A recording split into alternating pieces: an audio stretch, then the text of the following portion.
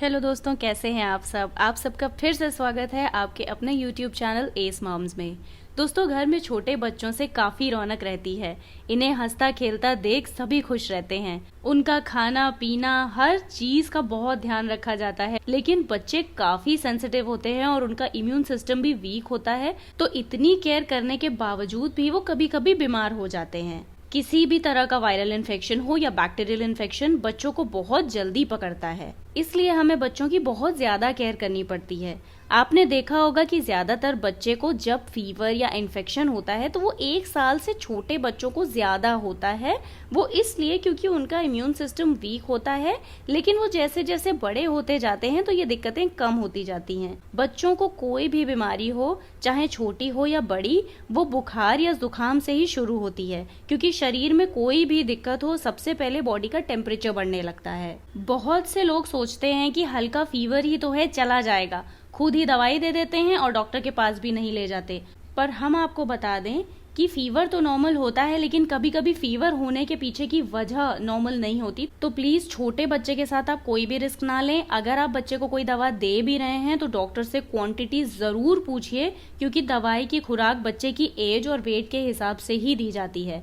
आज के इस वीडियो में हम यही बताएंगे कि बच्चों को फीवर क्यों आता है, क्या रीजंस होते हैं फीवर आने के, कितना बॉडी टेम्परेचर हो जाने पे आपको डॉक्टर के पास जाना चाहिए और कैसे बच्चों की फीवर के दौरान केयर करनी चाहिए। तो चलिए शुरू करते हैं हम आज का बहुत ही इंपॉर्टेंट टॉपिक, जो कि है कि बुखार में बच्चों का हम ध्यान कैसे रखें। फीवर आजकल बहुत ही कॉमन हो गया है और पेरेंट्स के लिए इसकी वजह जानना बहुत ही जरूरी है और केयर करना भी। सबसे पहले तो हम बात करेंगे कि what is the normal temperature in babies. दोस्तों, छोटे बच्चों का normal body temperature 97.5 degree Fahrenheit तक होता है। अगर ये टेम्परेचर 99.5 डिग्री फ़ारेनहाइट तक भी जाता है तो टेंशन लेने की बात नहीं है, क्योंकि बच्चा जब भी कोई फिजिकल एक्टिविटी करता है तो बॉडी वार्म अप हो जाती है, तो टेम्परेचर भी बढ़ जाता है। आपने अक्सर नोटिस किया होगा कि जो बच्चे हैं उनका कभी माथा गर्म लगता है, कभी पैर गर्म लगते हैं, तो उसमें घबराने की बात नहीं है। ये सब बच्चे की फिजिकल एक्टिविटी से भी होता है। लेकिन अगर आप परमानेंट 99.5 डिग्री फ़ारेनहाइट के आसपास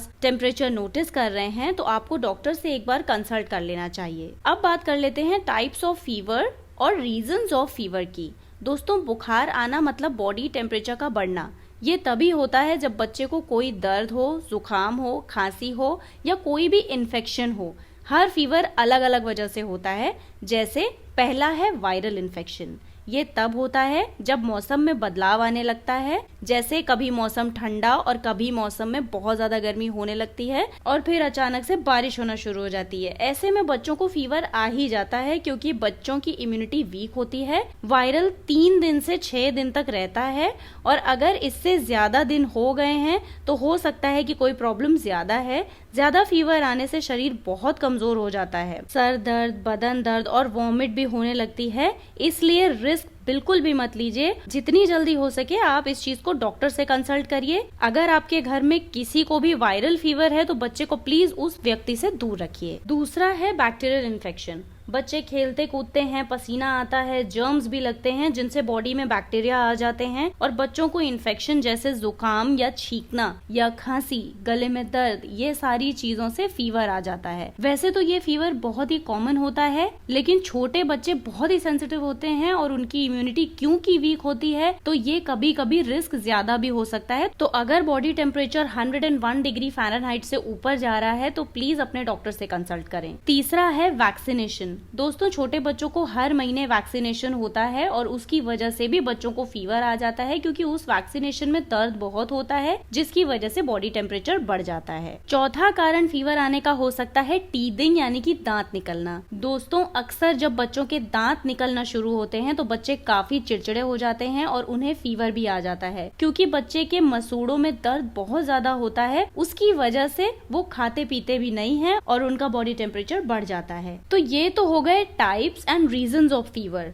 अब बात करते हैं जब बच्चे को फीवर आता है या फीवर ठीक होने में समय ले रहा है तो घर पर ही हम बच्चे का ध्यान कैसे रख सकते हैं। सबसे पहली और मोस्ट इम्पोर्टेंट टिप है हाइजीन। दोस्तों, जब भी बच्चों को बैक्टीरियल इन्फेक्शन या फिर वायरल की वजह से फीवर आता है तो सबसे ज्यादा आपको साफ सफाई पे ध्यान देना है, ताकि किसी भी तरह की डस्ट रूम में ना हो और जहाँ बच्चा लेटे या बैठे वो बेड भी साफ हो। बच्चे के फीडिंग इक्विपमेंट्स जैसे कि उसकी बॉटल, कप्स, प्लेट्स जो भी हैं वो समय समय पर स्टेरिलाइज करते रहें। अगर आप या कोई भी बच्चे को छू रहा है तो उससे पहले अच्छी तरह से हैंड वॉश करें और साथ ही बच्चों के कपड़े भी साफ सुथरे रखें ताकि वो इन्फेक्शन से जल्दी रिकवर हो सके। और इसके साथ ही जो कपड़े बच्चे ने पहने हैं या ओढ़े हैं या बिछाए हैं उन्हें एकदम साफ सुथरा रखें ताकि बच्चा इन्फेक्शन से जल्दी रिकवर कर सके। अगली टिप है लिक्विड डाइट। दोस्तों, फीवर में बॉडी का टेम्परेचर बढ़ जाता है, बच्चा काफी कमजोर हो जाता है और तब ना तो उसका कुछ खाने का मन करता है और ना ही कुछ इजीली वो डाइजेस्ट कर पाता है। तो ऐसे में जितना हो सके लिक्विड डाइट दें बच्चे को ताकि बॉडी में भी नमी बनी रहे, क्योंकि कभी कभी हाई फीवर होने की वजह से बच्चे की बॉडी और फेस पर छोटे छोटे दाने और रैशेस हो जाते हैं और उसके लिए त्वचा में नमी जरूरी होती है। और साथ ही लिक्विड डाइट बच्चा आसानी से डाइजेस्ट भी कर लेता है और एक अच्छी डाइट लेते रहने से उसको कमजोरी भी नहीं फील होती। अगली टिप है नो जंक फूड और नो स्पाइसी फूड। जैसे कि हमने आपको पहले भी एक वीडियो में बताया था कि जंक फूड में सिंपल कार्बोहाइड्रेट्स होते हैं जिसमें न्यूट्रिएंट्स ना के बराबर होते हैं, और क्योंकि फीवर में बच्चे को ढेर सारे न्यूट्रिएंट्स की जरूरत होती है तो जंक फूड से बच्चे को दूर रखें।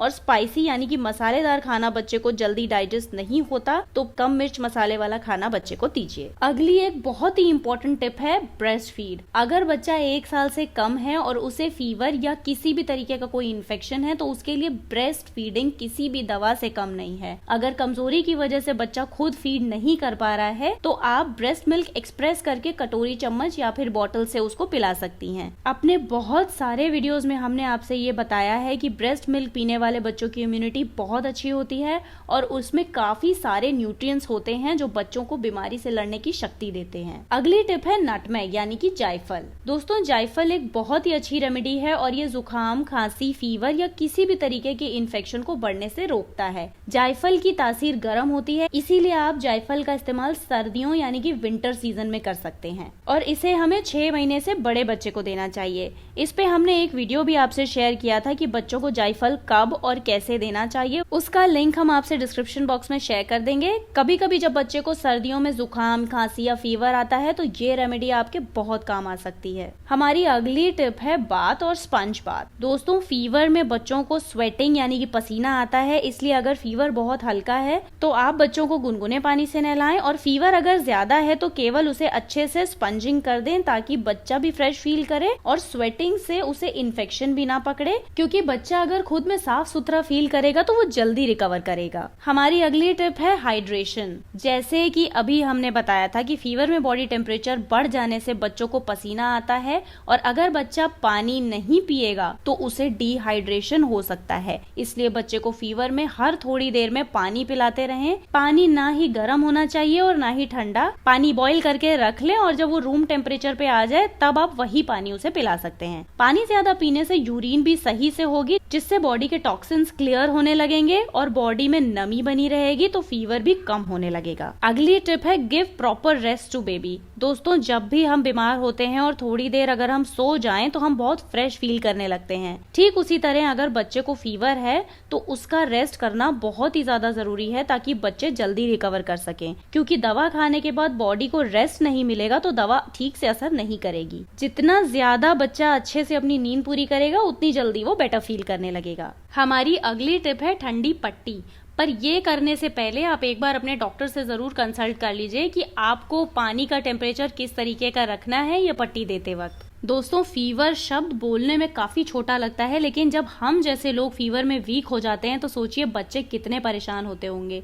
कई बार पेरेंट्स सोचते हैं कि फीवर ही तो है, 2 दिन में चला जाएगा, क्यों जाना है डॉक्टर के पास या क्या जरूरत है डॉक्टर से कंसल्ट करने की, तो ऐसा बिल्कुल मत करिए। अगर आप डॉक्टर के पास जा नहीं सकते हैं तो एटलीस्ट फोन पे उनसे सलाह लेकर बच्चे का हाल बताइए, ताकि आपको आपके डॉक्टर सही सलाह दे सके और सही वक्त पे सही इलाज हो सके। फीवर एक सिग्नल होता है कि बॉडी में इंटरनली कोई दिक्कत या इन्फेक्शन है, तो अगर आप समय से डॉक्टर को दिखा लेंगे तो रिस्क नहीं रहेगा। तो दोस्तों आज के लिए बस इतना ही। अगर आपको हमारे वीडियो से थोड़ी भी हेल्प मिली हो तो प्लीज हमारा वीडियो लाइक कीजिएगा, ताकि हमें ढेर सारा मोटिवेशन मिल सके।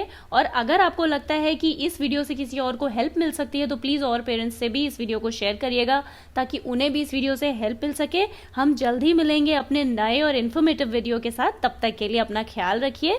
नमस्कार।